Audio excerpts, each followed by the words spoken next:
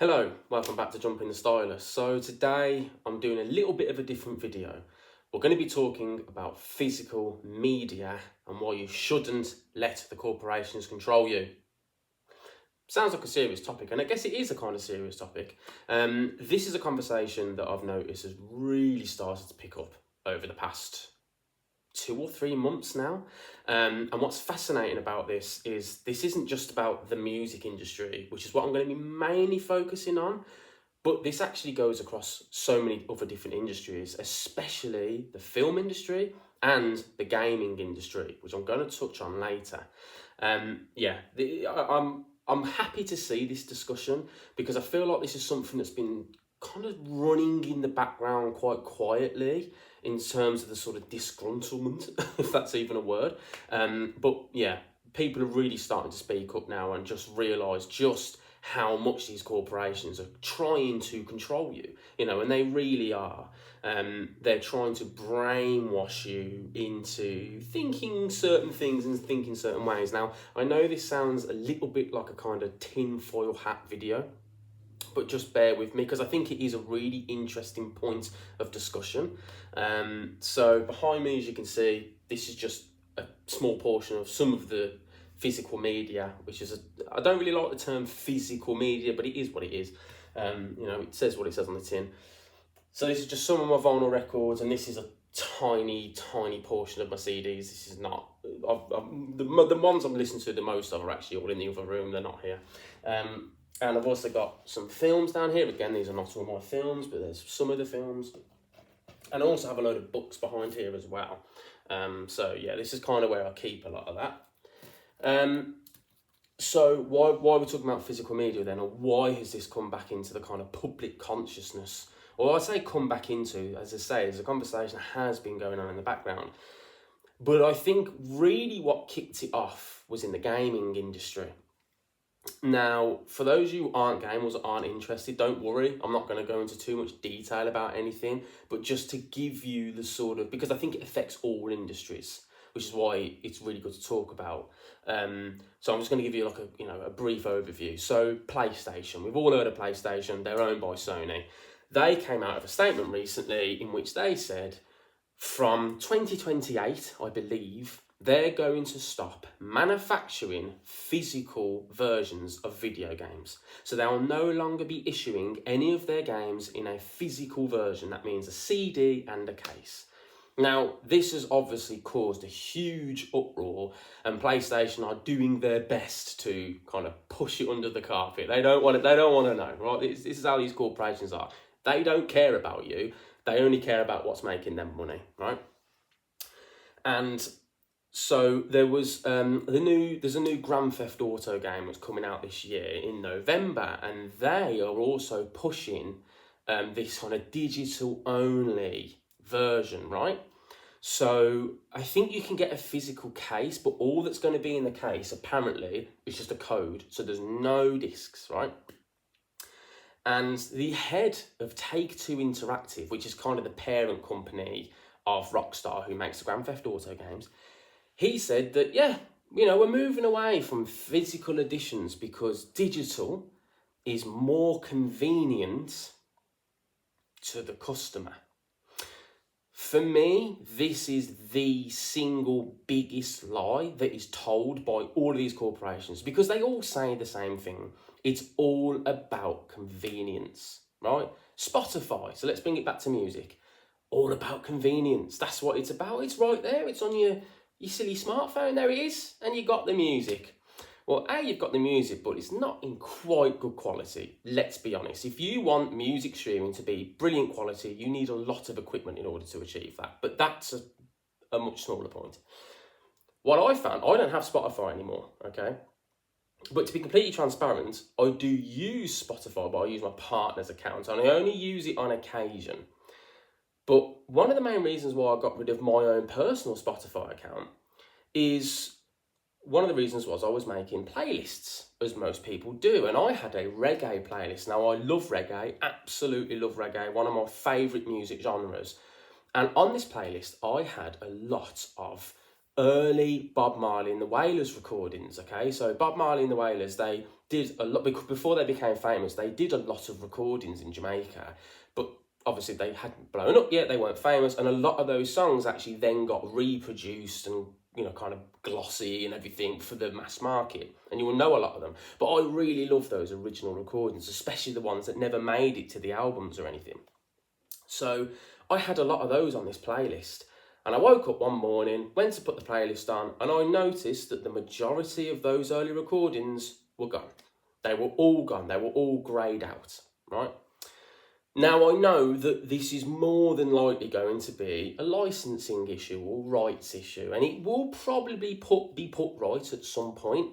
But for the past few weeks, I have not been able to play that playlist properly because those songs have been greyed out and I still can't access them or play them. Is that convenience? Is that better for me? It made me realise just how much control they had over the music that I wanted to listen to. Do I have this issue here? Can I suddenly put one of these on and the songs are greyed out on the disc? No, that's not a thing. Now, luckily, I actually already own a lot of these recordings. I do have them on CD, but they are sort of separated around a little bit, which is why, again, for the convenience, I can pile them all into a playlist. But now they've removed them. For now, again, they might put them on again, but it just reaffirmed to me just how much control they have over the music that we want to listen to. Yet if you just own it, it's there. That's convenience. Oh, I want to put an album on. What should I put on? Well, I've got this compilation of old school raves. Just whack it on. Convenient. Do I have to buy a subscription? No. It's here. I own it. It's here. I'm going to just whack it on whenever I want. So this is a lie that I think is continually told to consumers, is the convenience lie. Right? Oh, but it's more convenient for you. No, it's not more convenient for you. That's what they're trying to brainwash you with. It's actually more convenient for them, right? And even within the physical media world, they're trying to kind of price you out. I don't know if you've noticed this, especially if you're a vinyl record collector. Now, I've really slowed down on buying vinyl records in the past maybe 2 years, because back when I first started collecting vinyl records, the majority of this, now this is not a big collection whatsoever, I understand that, but the majority of all this, I started collecting throughout the 2010s, right? And back then, I was able to pick up an album, a full album, for the maximum price of about $15.99. That was how much the kind of top end I was usually paying for an album, $15.99. And I even thought that was pretty steep back then, right? Now, the average price of a standard vinyl LP is £25 to £30. Almost double the price, which is ridiculous for the same album practically.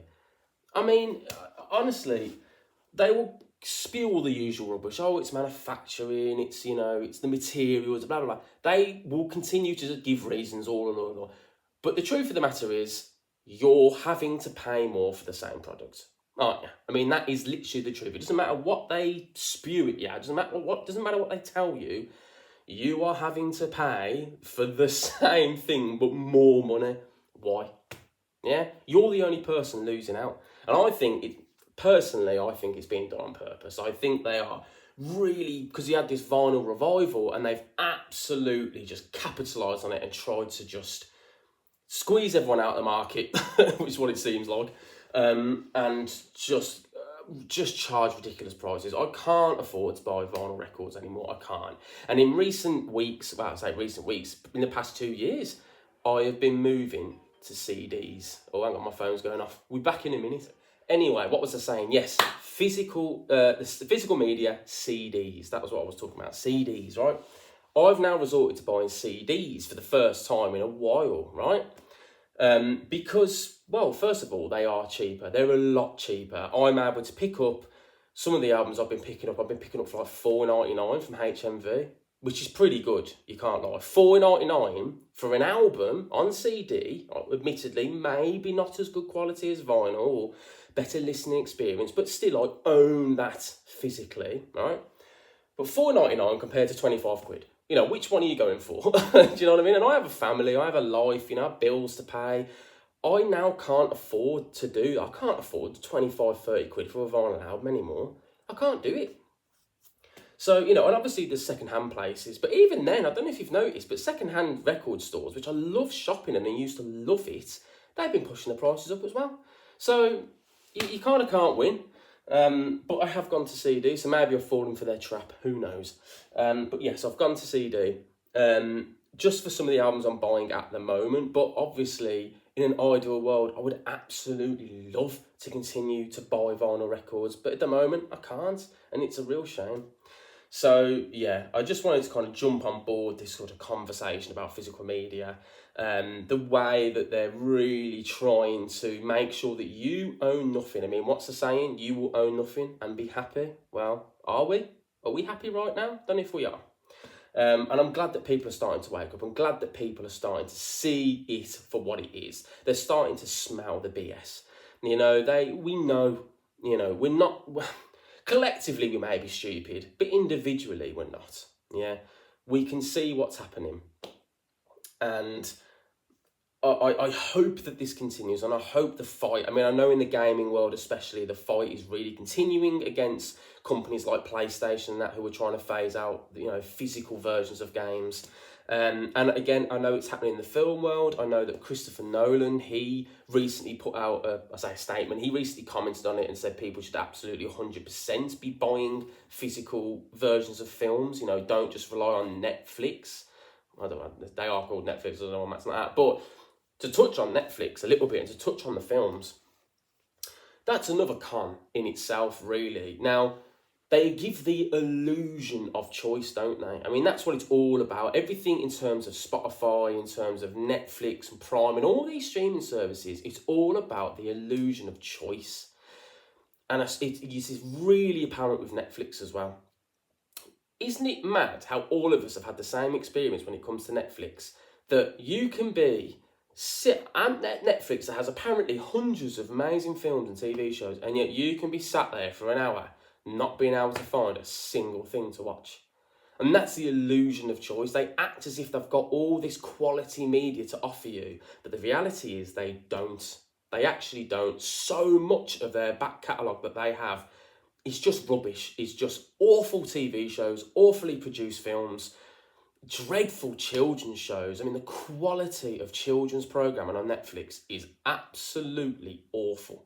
Unless they've got like, you know, old episodes of Shaun the Sheep or things like that, which, you know, which are made with quality at least. Otherwise, the rest of it's dreadful. And again, this is it. It's you're paying a company a subscription every single month, and for what? What are you paying these companies for? Seriously? Just own it yourself. Own the music. Go get the films. You know, and you think, oh, yeah, but that's costing a lot of money over time. But actually, the more you do it, the more quality you've got sat behind you. You know what I mean? It's there. You can grab it whenever you want.